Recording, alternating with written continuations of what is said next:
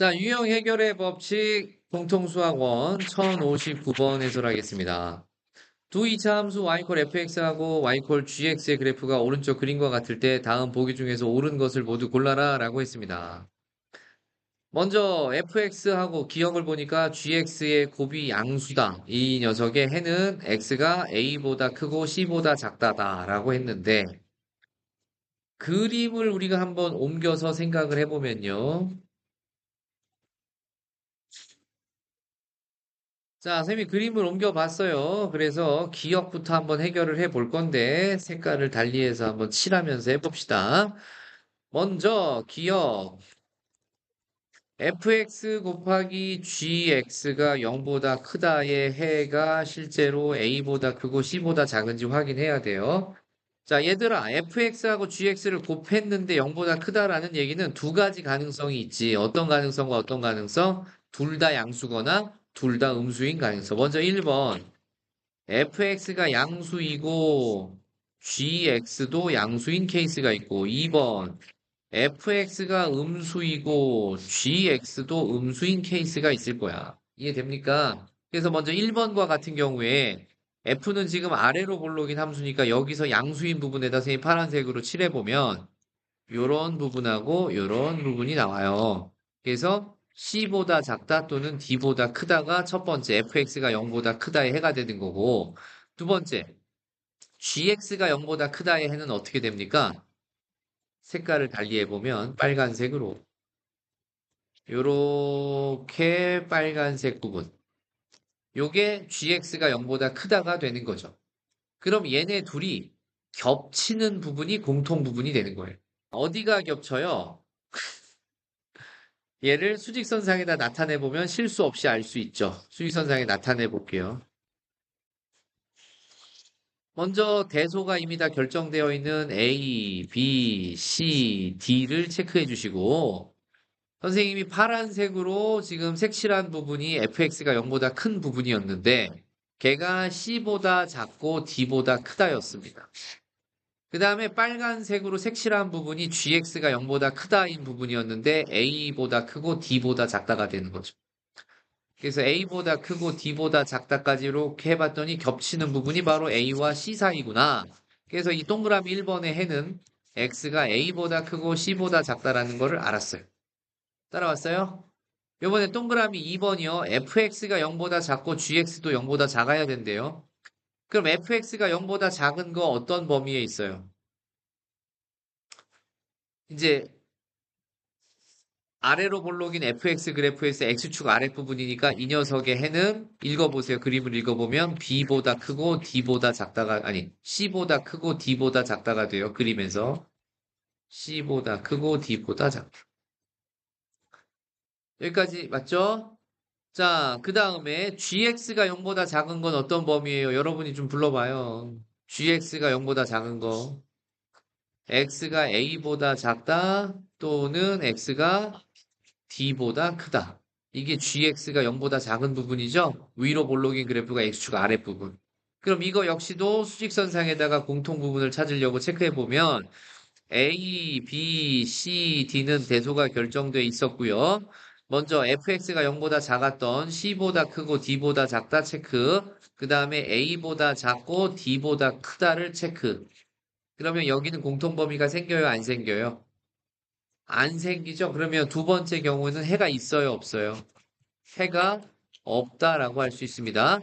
그러면 이제 해가 없는 거하고 1번에서 나온 해하고 동시에 동시가 아니라 두 가지가 각각의 조건에서 만족되는 각각의 해였기 때문에 결국 1번에서 나온 해가 기억의 답이 되는 거예요.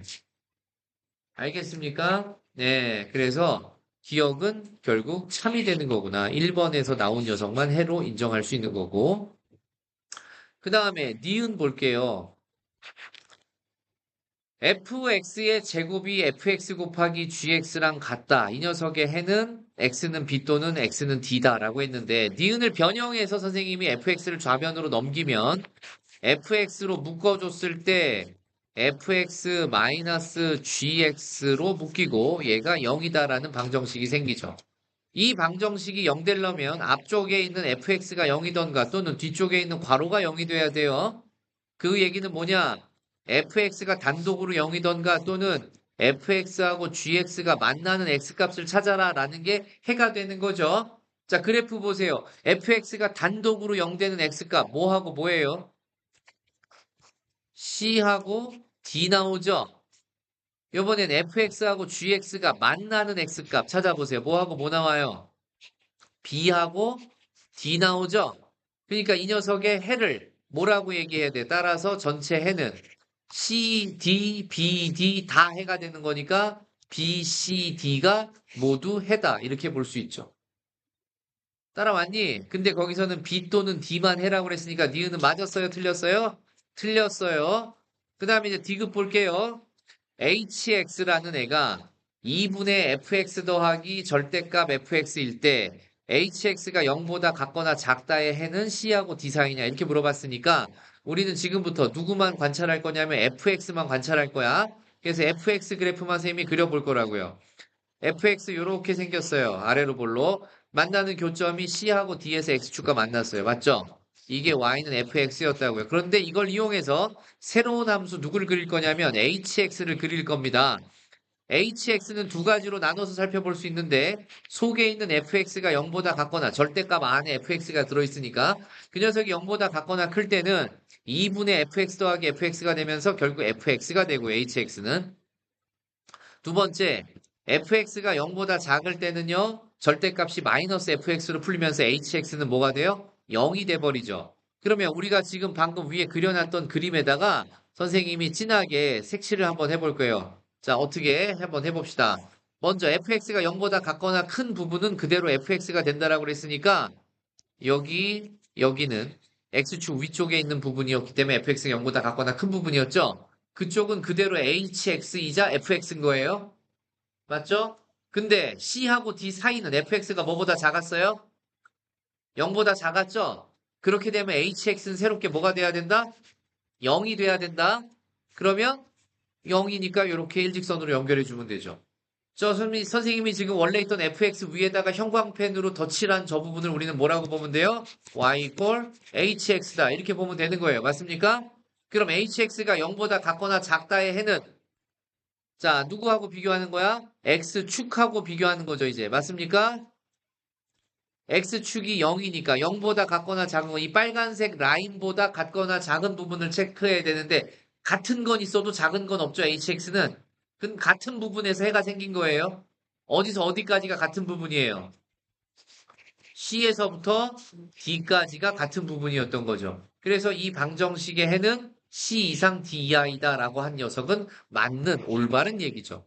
그럼 니은만 틀리고 기억과 디귿은 맞아서 보기 중에 3번이 답이 되겠다라는 거죠. 알겠니? 이해했어요? 그래서 기억, 니은, 디귿을 각각 다 개별적인 문제라고 생각하고 완벽하게 알고 넘어가야 되겠다.